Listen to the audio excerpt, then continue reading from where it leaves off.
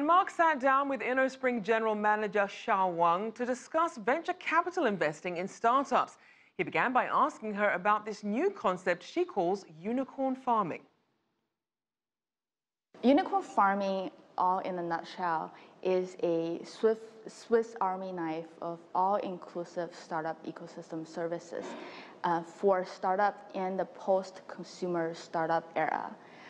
What we have experienced in the last 5 years is that we're moving away from consumer and web because of the domination of consumer data and apps distribution for the big 5 companies, the Apples, the Amazons, the Facebook, the Googles, and Microsoft. You're saying that those big companies control too much of the data, is that right? They have access to consumer data and they have access to app stores because they have a lot of resources that have it's harder and harder for newer startups to gain a competitive edge.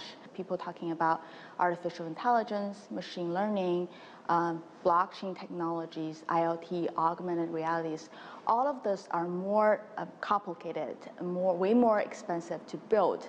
Even a prototype could take a year and a half, a 10-people team to build in a team that required probably $2 million backing, whereas the traditional mobile and consumer apps could take 2 guys in the garage and $300,000 or even no money to build. But unfortunately, most of the existing startup ecosystem that we all know of, the YCs of the world, Y Combinator, the 500 startups, most of these ecosystem works really well for consumer and mobile apps. They were built 8 years, 10 years ago for them, but they don't fit for current technology trends. With unicorn farming, how do you differ? We learned that it now takes a village or a farms to nurture these startups to quickly find out how do we actually achieve technology and product and use case fit. So we built unicorn farmings to do more, essentially, to build the more complete ecosystem to solve 3 key bottlenecks. One is how do we actually shortcut technology to use case fit? Second is how do we actually help them to access mountains of the right data they need even before they can launch their product at the early stage. And the last one is how do we accelerate their conversation with enterprises, buyers, in a way that is cheaper and scalable. The term unicorn means $1 billion valuation of a startup. So the idea is that you're farming billion-dollar companies.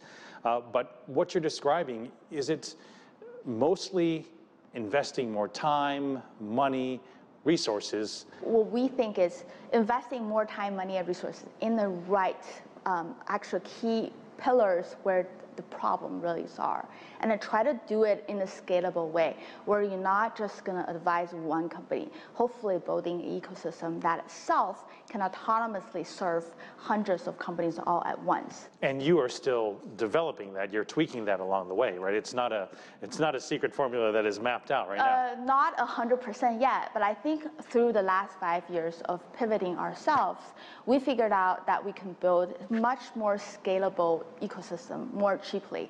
And today we already serve and manage 200,000 square meters in size of actually physical space that house 300 companies. It's actually, to me, it's very hard to achieve.